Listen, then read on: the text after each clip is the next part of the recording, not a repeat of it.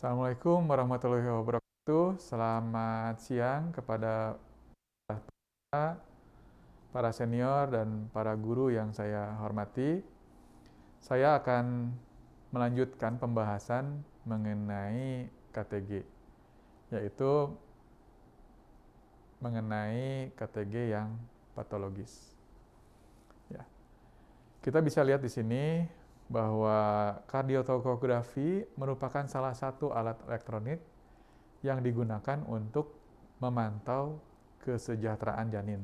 Jadi tentunya pada saat pemeriksaan KTG ini kita akan mencari apakah ada hal yang patologis atau tidak dengan menilai pola denyut jantung janin dan hubungannya dan dengan adanya kontraksi ataupun aktivitas janin. Ya, sebelum melakukan pemeriksaan KTG, kita diharapkan untuk melakukan pemeriksaan kepada ibu dan janin. Jadi bagaimana anamnesanya, kemudian pemeriksaan fisiknya, pemeriksaan obstetrinya, dan pemeriksaan KTG ini kita bisa lakukan rekaman saat persalinan atau saat kehamilan. Ya, sehingga didapatkan interpretasi yang sesuai. Dan ini mungkin hal patologis yang umum, yang paling sering kita sebutkan, ya, dan merupakan salah satu indikasi untuk dilakukan suatu tindakan pada persalinan, yaitu gawat janin. Ya, kita mengenal ada gambaran reassuring. Jadi kalau kita percaya bahwa kondisi janin baik, biasanya kita sebut dengan reassuring. Kalau kita tidak percaya atau kita curiga ada gangguan di janin, kita sebutnya adalah non-reassuring. Ya, dan tadi sudah dibahas mungkin mengenai beberapa bentuk grafik yang perlu diingat dalam KTG ini, yaitu baseline, akselerasi, deselerasi, dan sinusoidal. Ya, ini saya mempunyai contoh yang nyata bahwa pada jam 8 malam ini saya dikonsulkan dari bidan yang jaga, "Dok, ini gambarannya." Ya. Kita bisa lihat adanya deselerasi, adanya kontraksi, adanya baseline, dan kita bisa melihat ukuran-ukurannya. Ya, deselerasi kita bagi menjadi 3, yaitu deselerasi dini, deselerasi lambat, dan deselerasi variabel. Biasanya kita sebut deselerasi dini kalau puncak kontraksi sesuai dengan lembah dari denyut jantung janin. Ya, kalau deselerasi lambat ini biasanya denyut jantung janin lembahnya ini datang setelah puncak kontraksi. Deselerasi variabel, deselerasinya tidak sesuai dengan kontraksi. Ya, ini gambaran skematis dari deselerasi dini. Ya, yaitu timbul dan hilang bersamaan dengan kontraksi uterus sehingga dapat dikatakan seperti cermin. Ya, amplitudo turun tidak lebih dari 20 bit per menit, kemudian lamanya ini tidak lebih dari 2 menit atau 120 detik, sedangkan baseline dan variabilitas normal. Ya, dan ada yang disebut dengan deselerasi lambat.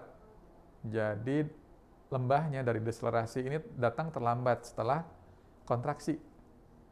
Ya, timbul 20-30 detik setelah kontraksi katanya, kemudian berakhir 20-30 detik setelah kontraksi hilang.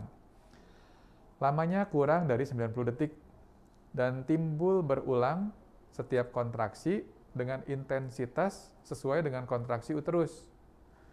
Kalau kontraksinya misalnya kita kasih tolkolitik biasanya hilang. Ya, kemudian denyut jantung janin mempunyai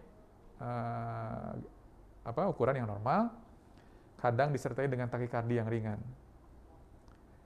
Ya, dan hal ini bisa berlanjut sehingga terjadi hipoksia berat sampai menjadi bradikardi. Jadi kalau sudah ada deselerasi lambat, biasanya kita sudah siap-siap nih, ada risiko kemungkinan bayinya terganggu.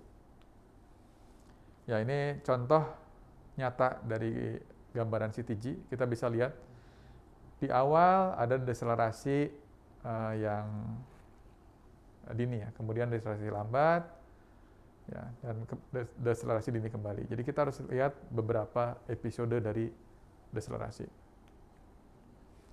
Ya, kemudian ada yang disebut dengan deselerasi variabel. Ini tidak tergantung atau tidak kadang-kadang seperti tidak ada hubungannya dengan kontraksi. Ya, gambaran deselerasinya bervariasi.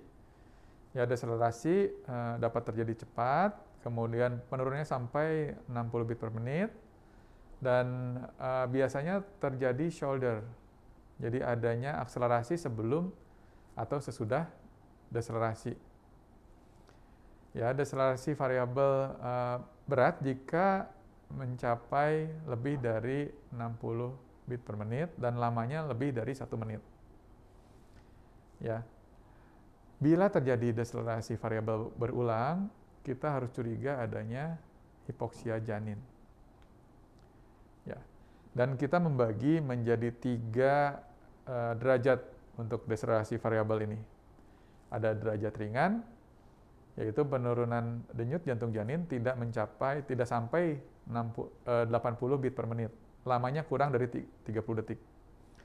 Kemudian derajat sedang, penurunan denyut jantung janinnya di antara 70 sampai 80 beat per menit. Kemudian lamanya antara 30 sampai 60 detik. Dan ada yang disebut dengan derajat berat. Ini penurunan denyut jantung janin lebih dari 70 beat per menit dan lamanya lebih dari 60 detik. Ya. Dan ada yang disebut dengan deselerasi memanjang atau prolong deselerasi. Ini deselerasi yang tidak balik lagi, biasanya terjadi lebih dari 2 menit. Ya, ini gambarnya seperti ini. Tadinya deselerasi variabel, kemudian terus akhirnya terjadi deselerasi memanjang. Ya, dan di tahun 2000 ya, POGI mengeluarkan guidance atau untuk membaca CTG yang lebih sederhana. Kita bagi kategori 1 atau normal, kategori 2 atau ragu-ragu, atau kategori 3 memang janinnya terganggu. Ya, kategori 1 ini antara 110 sampai 160 beat per menit, variabilitasnya baik, tidak ada deselerasi lambat atau variabel. Kadang-kadang ada deselerasi dini, terutama jika pembukaannya sudah besar atau kepala bayi sudah masuk ke dasar panggul. Dan mungkin ada akselerasi. Kita masih sebut itu dengan kategori 1. Ya, kemudian kategori 2 ini kadang kita temukan bradikardi dengan variabilitas yang masih baik. Ya, takikardi kadang-kadang kita temukan, dan variabilitasnya kadang kita temukan minimal, ya, kadang absen, kadang normal, dan tidak ada akselerasi. Ya, pada kategori 2 ini kadang kita menemukan juga deselerasi variabel berulang. Ya, tapi tidak lebih dari 10 menit. Ya, dan kadang-kadang kita temukan juga overshoot atau shoulder pada gambaran deselerasi berulang. Ya, dan ini yang biasa kita sebut dengan gawat janin kategori 3 atau abnormal. Ini tidak ada variabilitas yang diikuti dengan deselerasi lambat berulang atau deselerasi variabel berulang atau bradikardi atau irama sinusoidal, jadi seperti irama sinus. Ya, dan apa yang kita lakukan kalau kita menemukan gambaran CTG kategori 2 dan kategori 3? Ya, kalau kita temukan deselerasi lambat berulang, memanjang, atau bradikardi, kita lakukan atau kita berikan anjuran untuk ibu miring ke kiri, berikan oksigen, ya, kemudian berikan cairan, kan kurangi kontraksi uterus. Ya, kita sebutnya ini resusitasi intrauterin. Ya, dan kalau misalnya ada tachycystole, kita hentikan pemberian oksitosin. Ya, kalau misalnya diberikan.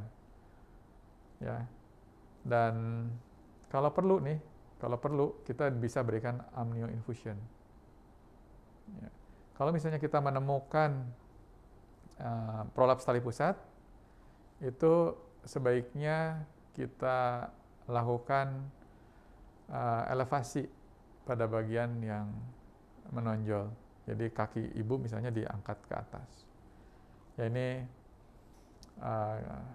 tindakan resusitasi pada kategori 2 dan kategori 3.